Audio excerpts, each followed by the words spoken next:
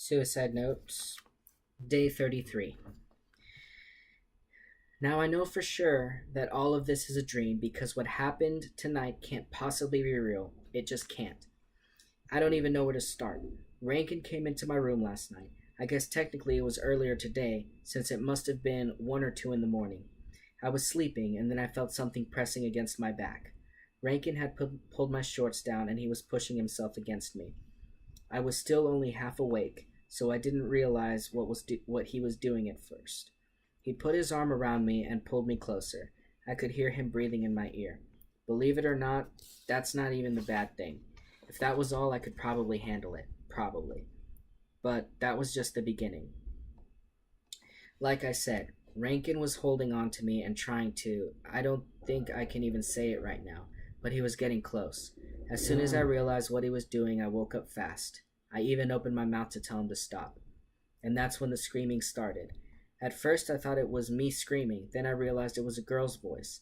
I don't know what Rankin thought was going on, but he pulled me closer to him and put his hand on my mouth. Maybe he thought I was the one screaming too. It was weird. It was so weird. I was trying to figure out who was screaming, and I was trying to get Rankin off me all the same time.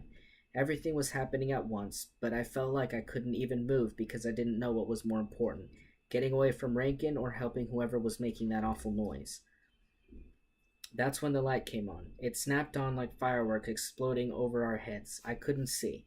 Rankin rolled off of me and sat on the edge of the bed, covering himself with his hands. I looked up and saw Carl and Nurse Moon standing at the doorway. The screaming had stopped, like the light switch controlled that too. "Pull your shorts up, Jeff," Mooney said. She wasn't yelling or anything. She said it really calmly. I pulled up my underwear. Rankin had picked up his from the floor and was pulling them on. I glanced over at Nurse Moon and saw that she was looking down to give him some privacy. Carl, though, was staring at us and shaking his head like we were his grandkids and we just disappointed him big time. "Rankin, back to your room," Nurse Moon said when he was dressed. Rankin didn't look at me as he walked out of the room. He didn't look at Moon or Carl either. He rushed by them and down the hall. I looked at Nurse Moon, my head pounding in my chest. "What's going on?" I asked. "Who was screaming?" "It's Martha," Mooney told me. That scared me. "Is she all right?" I asked. "What happened? Is she hurt?" I started to go toward the door. "Don't worry about her," said Nurse Moon, holding up her hand so that I stopped. "She had a bad dream, that's all."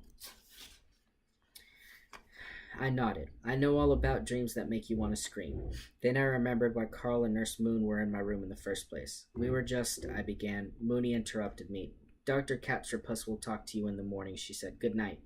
That was it. Good night. Like she was tucking me in. No yelling. No, "I'm very disappointed in you."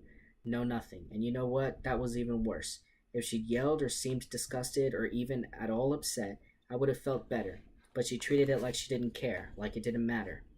Maybe it doesn't. I don't know anymore. Maybe Sadie's right and it's just something guys do. Maybe it doesn't mean anything. I'd really rather not talk about it with Cat Poop, though. It's exactly the kind of thing he writes about on his stupid pad. When I finally fell asleep after Mooney left, I had the weirdest dream. First we were in a group, all of us, even the people who are gone now.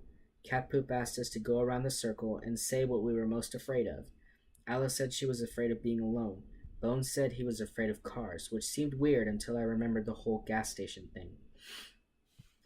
Juliet said she was afraid of teeth, which, because she's Juliet, didn't seem strange at all.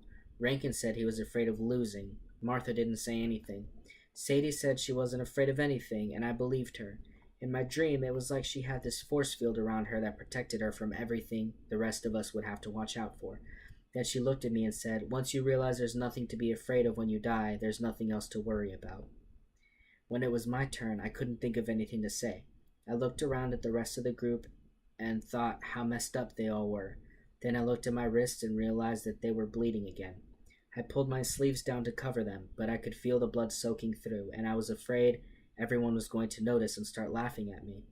When I woke up from the dream, I felt weird. I can't explain it. There was this knot in my stomach, the same kind I get when I wake up the morning of a big test I know I haven't studied enough for. Then I remembered Rankin, and that I was going to have to talk to Cat Poop about what happened, and I knew why the knot was there.